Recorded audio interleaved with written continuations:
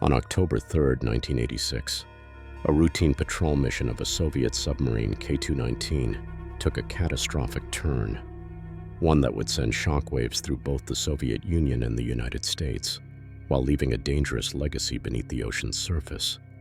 This story, one of mystery, intrigue, and peril, still haunts those who ponder the lurking dangers in the deep seas. But how did it all happen? And what secrets lie forgotten on the ocean floor?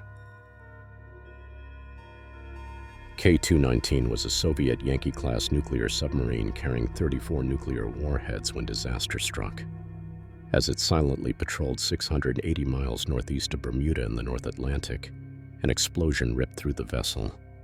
A missile tube had failed, causing seawater to mix with missile fuel, creating a toxic explosive gas. The submarine began flooding, but the situation was far more sinister than just an onboard accident.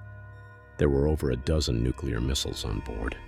If the submarine sank, those deadly weapons would plunge into the ocean's depths, left to rot on the seafloor.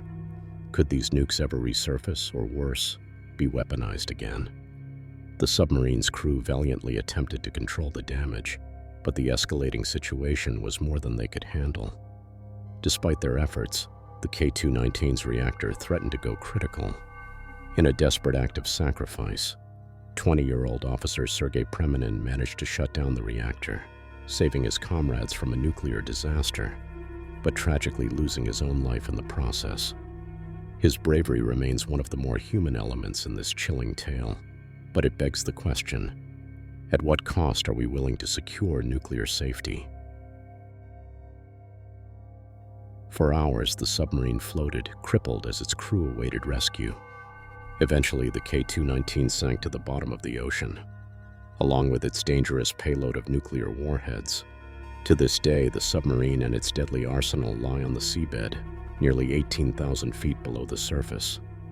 But K219 was not the first submarine to meet such a fate, nor would it be the last. The Cold War saw many instances of both the US and the Soviet Union losing nuclear weapons and submarines to the abyss. In fact, it's estimated that at least 16 nuclear warheads remain at the bottom of the sea, remnants of accidents, covert operations, and failed missions. The K219 incident serves as a chilling reminder of just how easily these weapons of mass destruction can be lost and forgotten in the depths of the oceans. Could these warheads one day pose a catastrophic environmental or geopolitical risk? While the official stance is that these submerged warheads pose minimal threat due to corrosion and the isolating effects of seawater, there is still much that remains unknown about their long-term impact. What would happen if a warhead were to somehow resurface, or worse, be retrieved by an unauthorized group? How secure are these forgotten relics of Cold War tension? Moreover, the K219 disaster exemplifies the lengths nations were willing to go to keep their secrets. After the sinking, the Soviet Union denied any involvement in the incident, despite US forces closely monitoring the submarine's activities.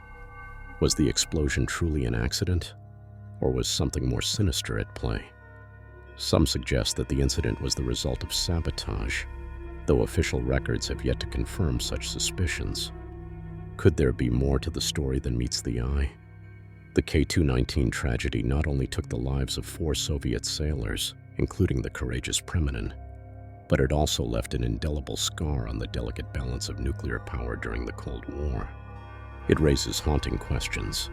How many more nuclear weapons are lying forgotten on the ocean floor? How close have we come to unknowable devastation? To this day, the K219 remains a chilling testament to the precariousness of nuclear power and human error. As the rusting hulk of the submarine decays at the bottom of the ocean, the world must grapple with the dangerous legacies of the Cold War, legacies that may still have the power to shape our future.